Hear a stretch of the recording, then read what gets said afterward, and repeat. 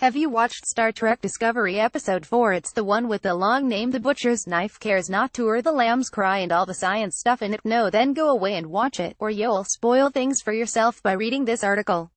Why? Because we've looked at the biggest plot points, raised the big questions everyone is asking about them, and tried to provide some answers. Why the hell is Cuvmas ship the only Klingon vessel with cloaking tech? How do the crew of Discovery suddenly know so much about the destruction of the Glenn and Isn't it awfully rude to ask about someone's threat ganglia? Read on for the answers. Obviously, spoilers lie ahead. 1. Why is Cuvmas ship the only Klingon vessel with cloaking tech at the time of Star Trek Discovery? Cloaking devices haven't even been invented yet, which makes it very odd to see a Klingon vessel rigged up with one, especially a vessel belonging to someone like Cuvma. Cole clearly recognizes the value of this technology, too, as he's willing to betray the OQ in order to take charge of Cuvmas ship himself. So what's going on? Read more from Zefram Cochrane to the Black Fleet. Here's every Easter egg hidden in Star Trek Discovery so far. It's hard to imagine your average Klingon engineer being capable or even willing to develop a cloaking device for Cuvma. So is it possible that he himself is the inventor of a Star Trek tradition? Either way, Discovery has gone right ahead and revealed that Klingon ships, or at least one of them, were capable of invisibility about a decade before previously thought. That's a massive twist to the previously established Star Trek timeline that could do with some more explaining in the show's upcoming episodes. 2. How did the crew of Discovery work out that the Glenn was destroyed falling into a radiation pocket? We learned via Lieutenant Paul Stamets that the USS Glenn crashed into an undetectable Hawking radiation firewall when it exited from a mycelial plane, which is an awful lot of information given for a single sentence. It's also a suspicious amount of known details about a ship that the Discovery crew fled from without so much as a parting wave, and suggests that perhaps Lorca and certain members of his team know more than they're letting on. Read more how mushrooms fuel Star Trek Discovery's experimental transport technology. At that point in the episode, the crew are still attempting to figure out how the Glenn managed to make long-distance jumps with such precision, so maybe this is just the case of Stamets having done some off-camera research. That, or there is something going on behind the scenes that we don't yet know about. In a brilliant moment of Star Trek lore enrichment, we found out that Lieutenant Sarah's curious-looking tentacles are in fact called threat ganglia. Think of them as Spider-Man's spidey senses, except Sarah's tendrils actually begin to extend whenever they sense danger.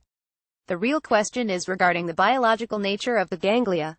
Are they glands, reproductive organs? Do they extend when a Kelpian watches a scary movie? Read more. Here's why the Klingons look different in Star Trek Discovery. It might seem trivial to postulate over something like this, but how are common humans like Burnham supposed to know whether to mention them in conversation or not? Doing so could be considered a huge breach of privacy in Kelpian culture. Certainly, Saru appears to be visibly embarrassed whenever Burnham makes reference to his ganglia as a way of interpreting his mood, which supports that idea.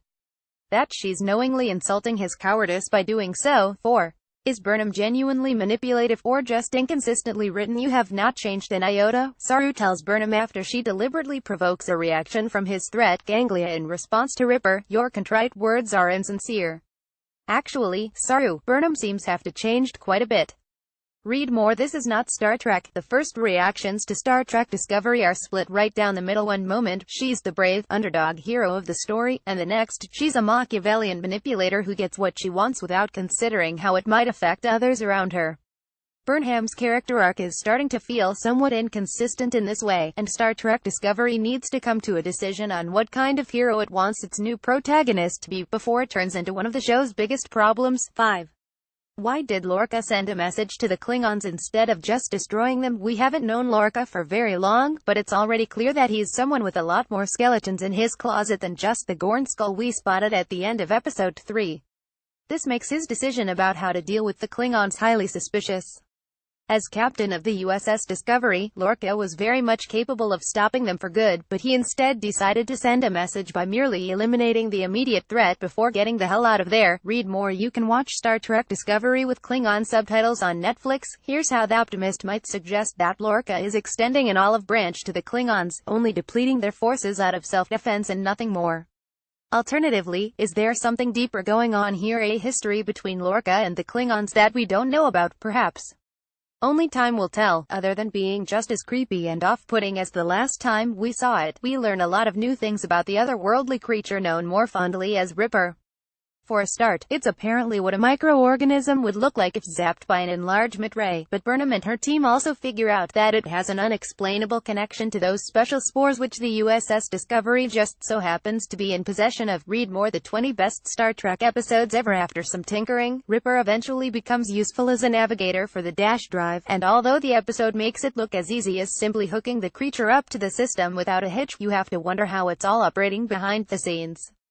How exactly are Ripper and the spores working together, and why is Ripper so pained by the experience? The episodes asks for a suspension of disbelief from the audience. True, this is a sci-fi show after all, but here's hoping Star Trek Discovery provides a better explanation to all this newly introduced technology as time goes on.